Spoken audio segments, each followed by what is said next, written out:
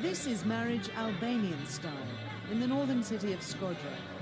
For the Alibali family, the celebrations are in full swing.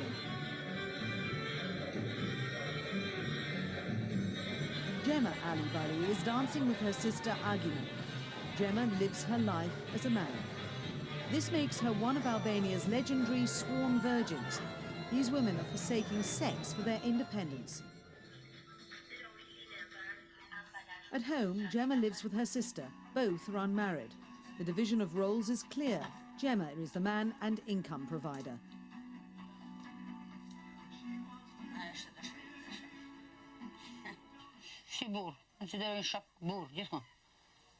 Everybody considers me as a man. I always stay with the men.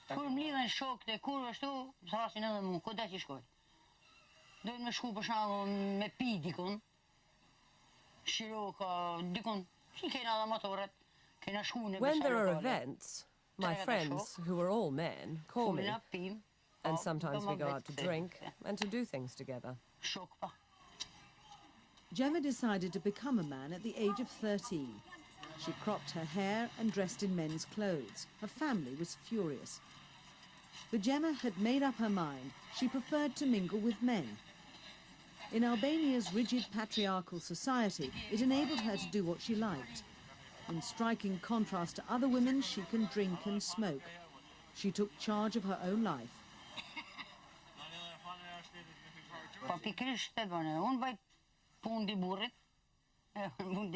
The change was that I did all the things only men can do.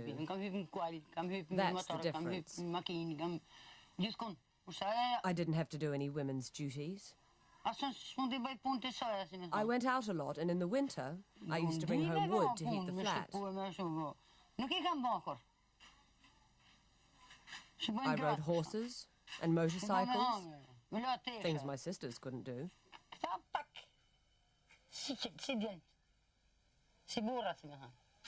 They had to wash, cook, stay at home. It's not that I didn't know how to do it. But they lived like a woman. I lived like a man. Albania is the least known and poorest country in Europe. Under the iron rule of communist dictator Enver Hoxha, it was completely isolated for 50 years. He sealed the country off so successfully that even to this day there is little Western influence.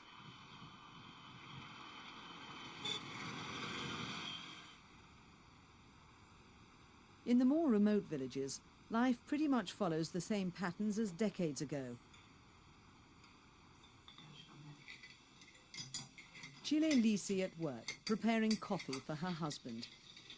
In northern Albania, women traditionally have many duties but no rights. They have to work and obey their men. Women here are male property. Before marriage they belong to their father, afterwards to their husband. Cile's marriage was arranged. She saw her husband Rrok for the first time at her wedding. She was lucky, in her case they liked each other. But still, it's her husband who decides how she lives her life.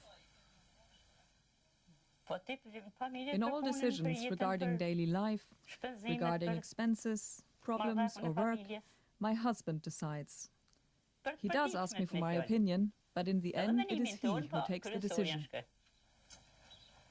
Author Antonia Young has studied sworn virgins and says the tradition has its roots in the blood feuds that plagued the region for centuries. Sometimes all male members of a family were killed and a woman had to take on the male role. It then evolved into a way of gaining independence, but in the West it's easily misunderstood.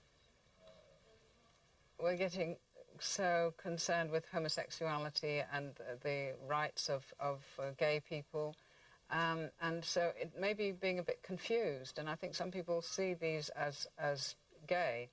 And I would rather refute that, particularly in the past. Maybe it'll be all merging together and it'll be harder to tell who is who in the future. Lule Ivanaj has also chosen to live as a man.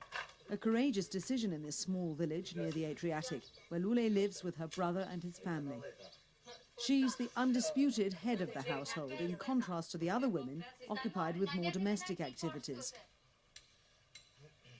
Lule has done a man's job all her life. Now she's looking after this quarry. Before, she was a bus driver, an exclusively male job. She never regrets her decision and doesn't believe chastity was too high a price to pay for independence. I have had a better life this way. I feel myself free without a husband telling me what to do, and without children.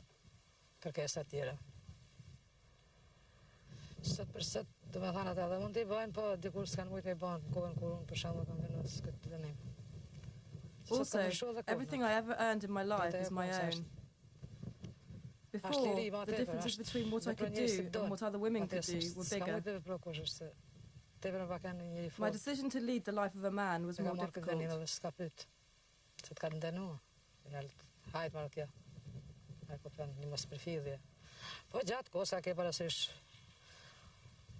Now, I do not see so many differences anymore between my life and that of other women.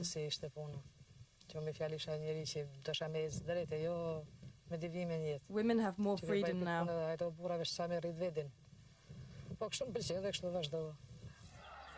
Here in the regional capital of Shkodra, you wouldn't know it.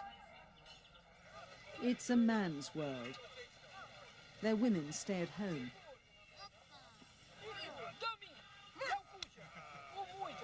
Promenading on the nightly paseo, Western influence is noticeable, but there's still a long way to go.